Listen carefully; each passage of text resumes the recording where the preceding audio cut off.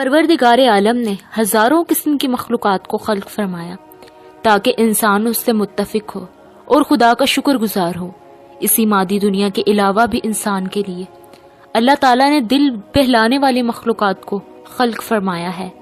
وہ انسان کے جس نے اللہ کے حکم کے آگے اپنی تمام خواہشات مسترد کر دیں، اس شخص کو وہ مخلوق جنت میں بطور انعام عطا کی جائے گی۔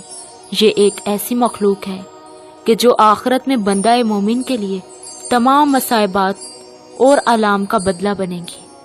آسمانی کتابوں میں اس مخلوق کو حور عین کہا جاتا ہے۔ حورا اس عورت کو کہا جاتا ہے کہ جو جوان، حسین و جمیل، سفید رنگ والی اور انتہائی سیاہ آنکھوں والی ہو۔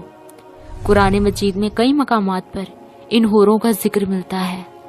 سورہ صفات میں اللہ نے فرمایا، نعمتوں والی جنت میں جنتی تختوں پر ایک دوسرے کے سامنے بیٹھے ہوں گے، جہاں شراب کے جام کا ان پر دور چل رہا ہوگا، جو پینے میں شفاف اور لذیذ ہوگی، جسے پینے سے نہ سر درد ہوگا اور نہ ہی اس کے پینے سے وہ بہکیں گے، اور ان کے پاس نیچی نظروں اور بڑی بڑی کالی آنکھوں اور لمبے بالوں والی حوریں آئیں گی، ایسی نازک کہ جیسے انڈے کے چھلکے کے نیچے جھلی ہو۔ وہ ایسی صاف اور شفاف ہوں گی کہ ان کو کسی جن و انس نے ہاتھ تک نہ لگایا ہوگا۔ ان کی آنکھیں ویسی ہوں گی کہ جیسے چمکتے ہوئے ہیرے اور موتی۔ گویا حور ایسی جنتی مخلوق ہے کہ جسے دنیاوی مثال سے سمجھنا اور اس کی جسمانی بناوٹ و خصوصیات کو بیان کرنا مشکل ہے، کہ جسے اب تک نہ کسی انسان نے دیکھا نہ چھوا ہے۔ اور جنت میں یہ مخلوق مومن کے لیے انعام اور اس کی اچھائیوں کا بدلہ ہوگی۔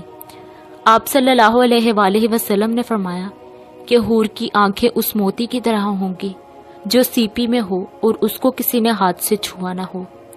اللہ نے حور عین کو زعفران سے تخلیق کیا ہے، ان کے چہروں کو نور اور ریشم کا لباس دیا ہے، ان کے جسم حیران کر دینے والے ہوں گے۔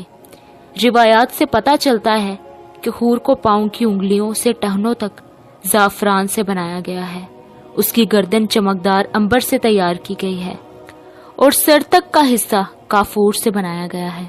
پروردگار نے اس کے بال خوشبودار کستوری کے ہیں۔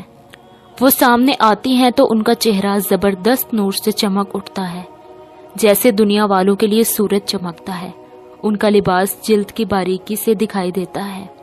اگر حور اپنی ہتھیلیوں کو آسمان و زمین کے سامنے ظاہر کر دے تو تمام مخلوقات اس کے حسن کے دیوانی اور قائل ہو جائے گی، اور اگر وہ اپنا چہرہ ظاہر کر دے تو اس کے حسن سے آسمان و زمین کے درمیان موجود تمام چیزیں جگمگا اٹھیں گی۔ روایات کے مطابق جنت الفردوس اور جنت العدن کے درمیان میں ایسی حوریں موجود ہیں کہ جو جنت کے گلاب سے پیدا کی گئی ہیں۔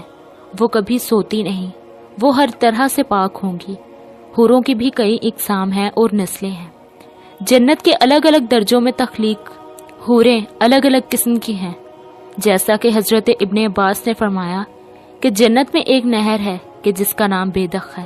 اس نہر کے نیچے حوریں اگتی ہیں اور خوبصورت آواز میں قرآن مجید کی تلاوت کرتی ہیں اور اللہ کی حمد و ثنا بیان کرتی ہیں۔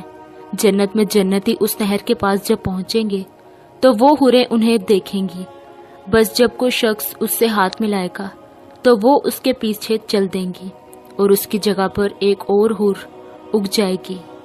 اسی طرح جنت میں موجود مختلف اقسام کی حوروں کا مختلف جنتی نام ہے، مثلاً خیرہ اور اینا نامی حور، جس کے مطابق روایتوں میں آتا ہے کہ ان کے ارد گرد 70,000 خدمتگار لڑکیاں چلتی ہیں اور جو پرہیزگار بندوں کو خود جنت میں تلاش کرتی پھرتی ہیں۔ حور جنت کی ایک